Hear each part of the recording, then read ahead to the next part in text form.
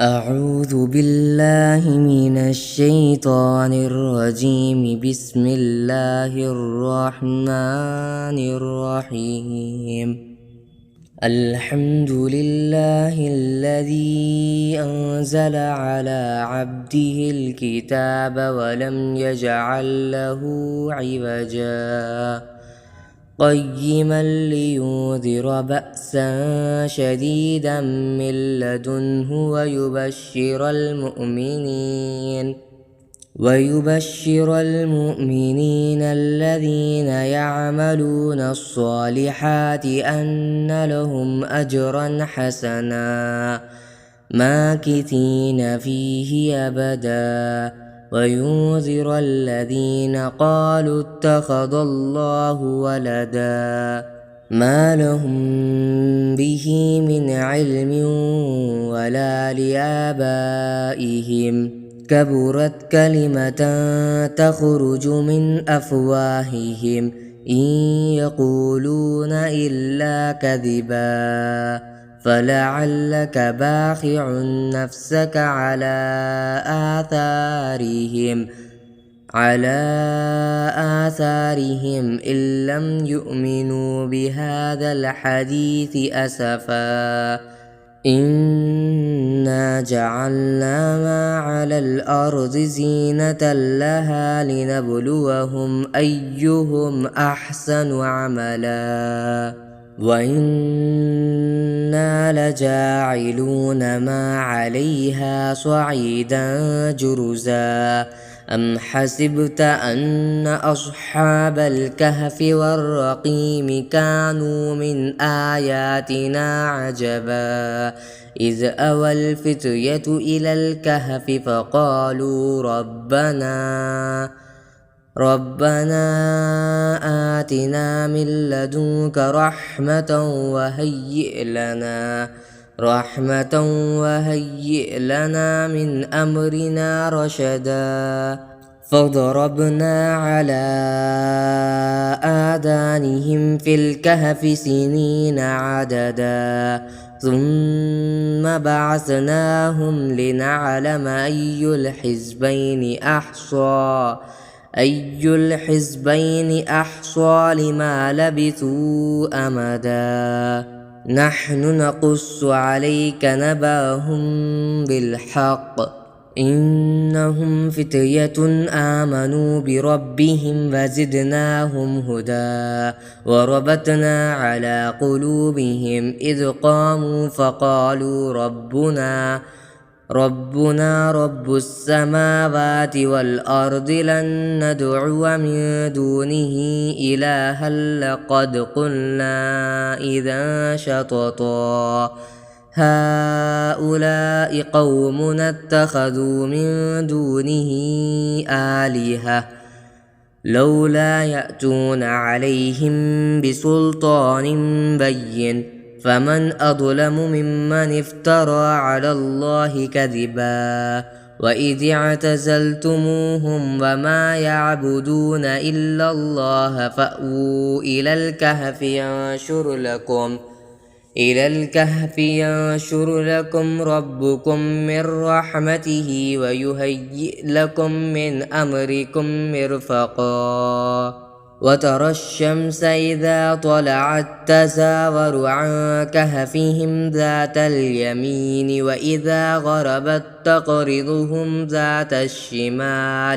وإذا غربت تقرضهم ذات الشمال وهم في فجوة منه ذلك من آيات الله من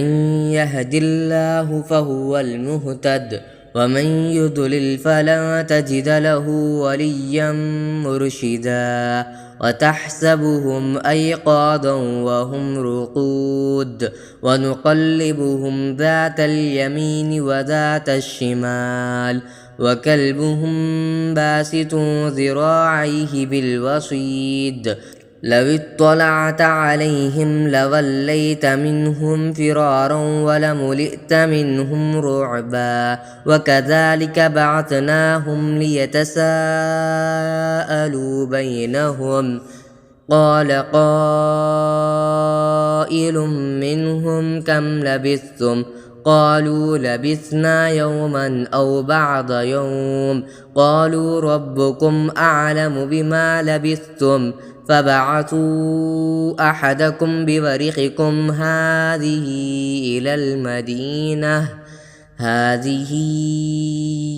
إلى المدينة فلينظر أيها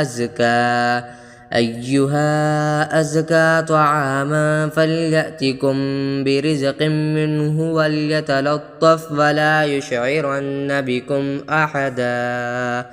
إنهم إن يظهروا عليكم يرجموكم أو يعيدوكم في ملتهم ولن تفلحوا إذا أبدا وكذلك أعثرنا عليهم ليعلموا أن وعد الله حق وأن الساعة لا ريب فيها إذ يتنازعون بينهم أمرهم فقالوا ابنوا عليهم بنيانا ربهم أعلم بهم قال الذين غلبوا على أمرهم لنتخذن عليهم مسجدا سيقولون ثلاثة رابعهم كلبهم ويقولون خمسة سادسهم كلبهم رجما بالغيب ويقولون سبعة وثامنهم كلبهم قل ربي أعلم بعدتهم ما يعلمهم إلا قليل فلا تمار فيهم إلا مراء ظاهرا ولا تستفت فيهم منهم أحدا ولا تقولن لشيء إني فاعل ذلك غدا إلا إن يشاء الله واذكر ربك إذا نسيت وقل عسى أن يهديني ربي لأقرب من هذا رشدا ولبثوا في كهفهم 300 سنين وازدادوا 9 قل الله أعلم بما لبثوا له غيب السماوات والأرض أبصر به وأسمع ما لهم من دونه من ولي ولا يشرك في حكمه أحدا واتل ما أوحي إليك من كتاب ربك لا مبدل لكلماته ولن تجد من دونه ملتحدا واصبر نفسك مع الذين يدعون ربهم بالغداة والعشي يريدون وجهه ولا تعد عيناك عنهم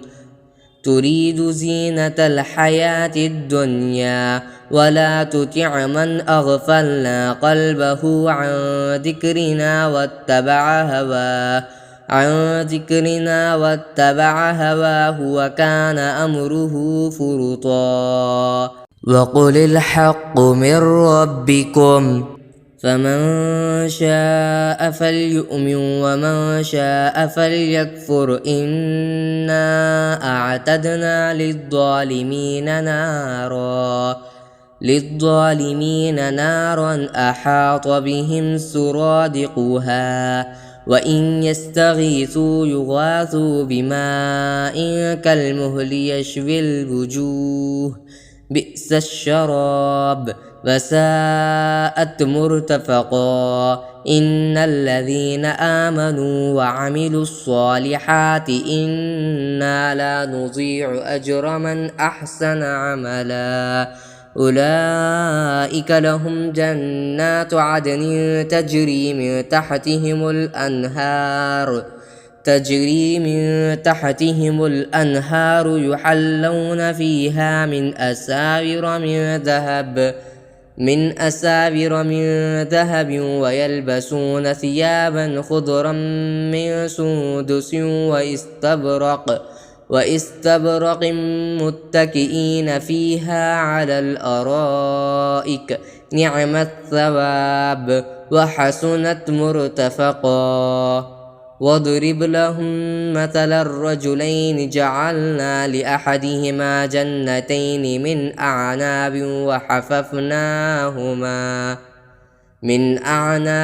وحففناهما بنخل وجعلنا بينهما زرعا كلتا الجنتين آتت أكلها ولم تظلم منه شيئا وفجرنا خلالهما نهرا وكان له ثمر فقال لصاحبه وهو يحاوره أنا أكثر منك مالا وأعز نفرا ودخل جنته وهو ظالم لنفسه قال ما أظن أن تبيد هذه أبدا وما أظن الساعة قائمة ولئن رددت إلى ربي لأجدن خيرا منها منقلبا. قال له صاحبه وهو يحاوره أكفرت بالذي خلقك من تراب ثم من نطفة ثم سواك رجلا لكن هو الله ربي ولا أشرك بربي أحدا. ولولا إذ دخلت جنتك قلت ما شاء الله لا قوة إلا بالله إن ترني أنا أقل منك مالا وولدا فعسى ربي أن يؤتيني خيرا من جنتك ويرسل عليها حسبانا من السماء فتصبح صعيدا زلقا أو يصبح ماؤها غورا فلا تستطيع له طلبا. وأحيط بثمره فأصبح يقلب كفيه على ما أنفق فيها وهي خاوية على عروشها ويقول يا ليتني لم أشرك بربي أحدا. ولم تكن له فئة ينصرونه من دون الله وما كان منتصرا. هنالك الولاية لله الحق هو خير ثوابا وخير عقبا. واضرب لهم مثل الحياة الدنيا كماء إن أنزلناه من السماء فاختلط به نبات الأرض فأصبح هشيما تذروه الرياح وكان الله على كل شيء مقتدرا. المال والبنون زينة الحياة الدنيا والباقيات الصالحات خير عند ربك ثوابا وخير أملا. ويوم نسير الجبال وترى الأرض بارزة وحشرناهم فلم نغادر منهم أحدا وعرضوا على ربك صفا لقد جئتمونا كما خلقناكم أول مرة بل زعمتم أن لن نجعل لكم موعدا. ووضع الكتاب فترى المجرمين مشفقين مما فيه ويقولون يا ويلتنا ما لهذا الكتاب لا يغادر صغيرة ولا كبيرة إلا أحصاها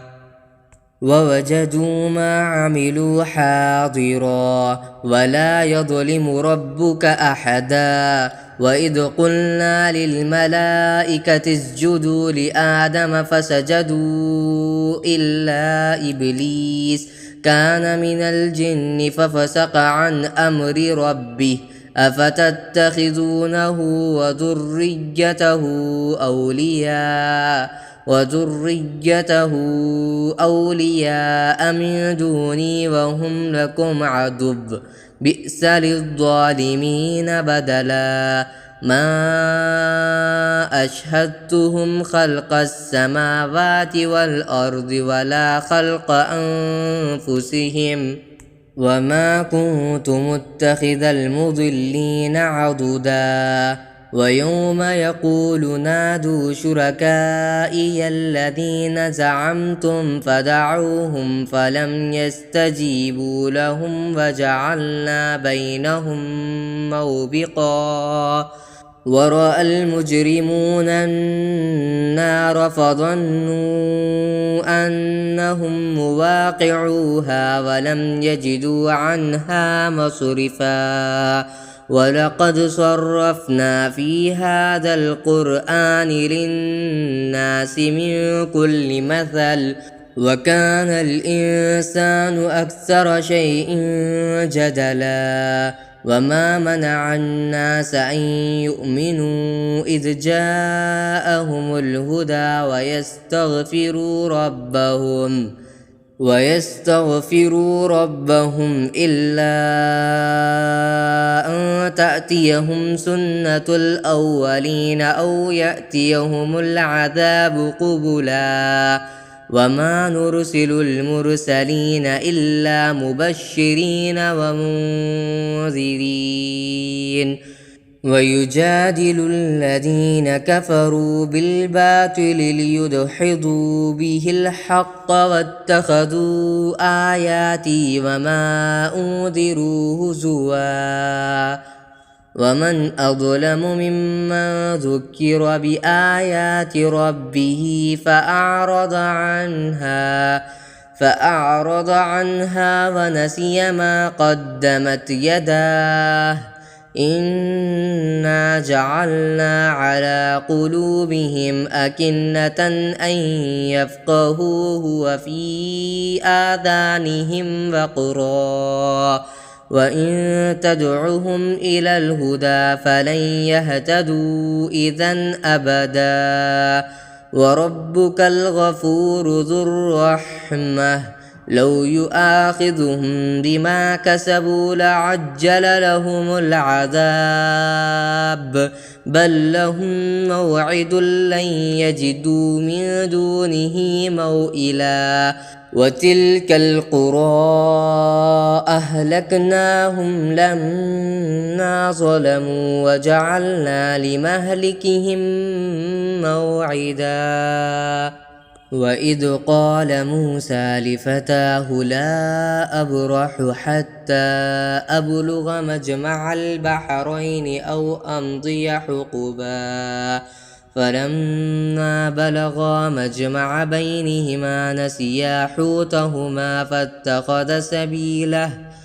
فاتخذ سبيله في البحر سربا فلما جاوزا قال لفتاه آتنا غداءنا لقد لقينا من سفرنا هذا نصبا قال أرأيت إذا وينا إلى الصخرة فإني نسيت الحوت وما أنسانيه إلا الشيطان أن أذكره واتخذ سبيله في البحر عجبا قال ذلك ما كنا نبغ فارتدا على آثارهما قصصا فوجدا عبدا من عبادنا آتيناه رحمة من عندنا وعلمناه من لدنا علما قال له موسى هل أتبعك على أن تعلمني مما علمت رشدا قال إنك لن تستطيع معي صبرا وكيف تصبر على ما لم تحط به خبرا قال ستجدني إن شاء الله صابرا ولا أعصي لك أمرا قال فإن اتبعتني فلا تسألني عن شيء حتى أحدث لك منه ذكرا فانطلقا حتى إذا ركبا في السفينة خرقها قال أخرقتها لتغرق أهلها لقد جئت شيئا إمرا قال ألم أقل إنك لن تستطيع معي صبرا قال لا تؤاخذني بما نسيت ولا ترهقني من أمري عسرا فانطلقا حتى إذا لقيا غلاما فقتله قال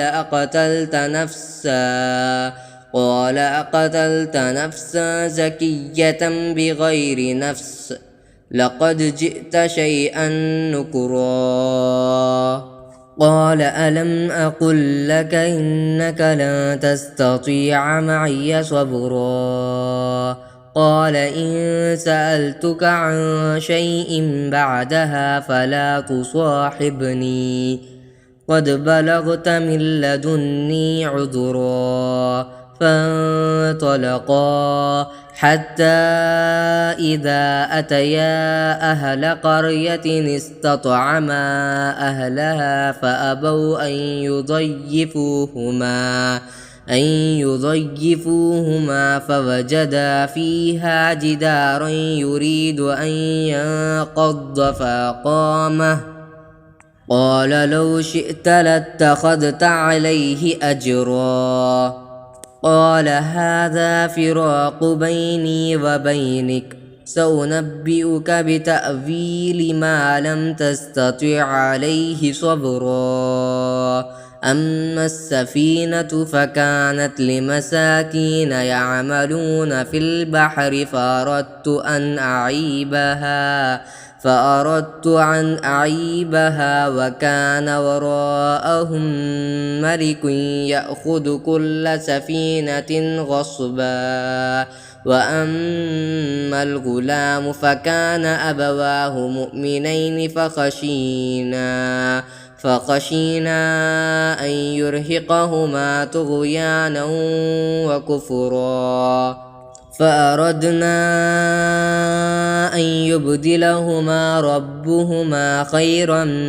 منه زكاة وأقرب رحما وأما الجدار فكان لغلامين يتيمين في المدينة وكان تحته كنز لهما وكان أبوهما صالحا فأراد ربك أن يبلغا أشدهما ويستخرجا كنزهما رحمة من ربك وما فعلته عن أمري ذلك تأويل ما لم تستطع عليه صبرا ويسألونك عن ذي القرنين قل سأتلو عليكم منه ذكرا إنا مكنا له في الأرض وآتيناه من كل شيء سببا فأتبع سببا حتى إذا بلغ مغرب الشمس وجدها تغرب في عين حمئة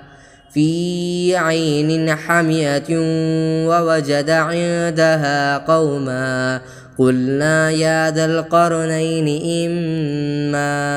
أن تعذب وإما أن تتخذ فيهم حسنا قال أما من ظلم فسوف نعذبه ثم يرد إلى ربه فيعذبه عذابا نكرا وأما من آمن وعمل صالحا فله جزاء الحسنى وسنقول له من أمرنا يسرا ثم أتبع سببا حتى إذا بلغ مطلع الشمس وجدها تطلع على قوم لم نجعل لهم من دونها سترا كذلك وقد أحطنا بما لديه خبرا ثم أتبع سببا حتى إذا بلغ بين السدين وجد من دونهما قوما لا يكادون يفقهون قولا قالوا يا ذا القرنين إن يأجوج ومأجوج مفسدون في الأرض فهل نجعل لك خرجا على أن تجعل بيننا وبينهم سدا قال ما مكني فيه ربي خير فاعينوني بقوة أجعل بينكم وبينهم ردما آتوني زبر الحديد حتى إذا ساوى بين الصدفين قال انفخوا حتى إذا جعله نارا قال آتوني أفرغ عليه قطرا فما استطاعوا أن يظهروه وما استطاعوا له نقبا قال هذا رحمة من ربي فإذا جاء وعد ربي جعله دكا وكان وعد ربي حقا وتركنا بعضهم يومئذ يموج في بعض ونفخ في الصور فجمعناهم جمعا وعرضنا جهنم يومئذ للكافرين عرضا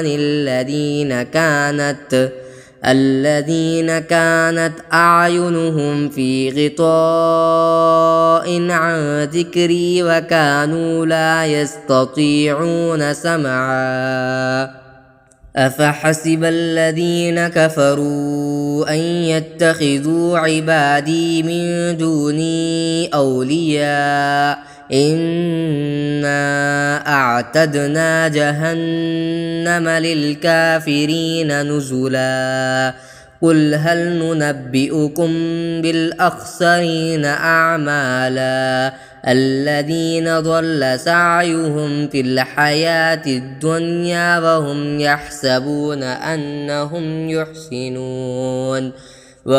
يحسبون أنهم يحسنون صنعا أولئك الذين كفروا بآيات ربهم ولقائه فحبطت أعمالهم فلا نقيم لهم يوم القيامة وزنا ذلك جزاؤهم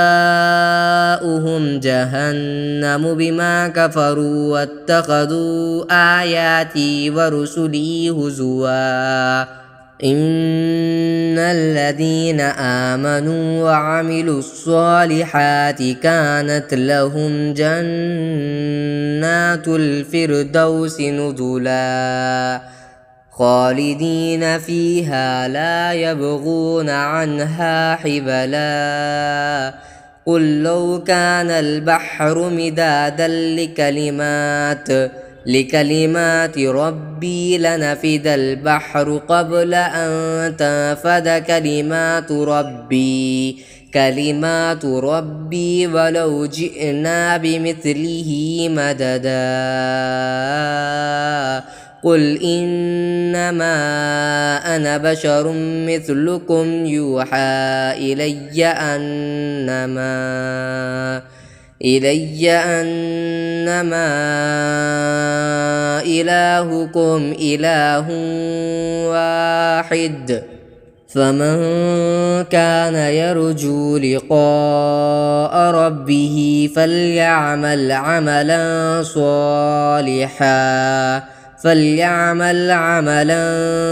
صالحا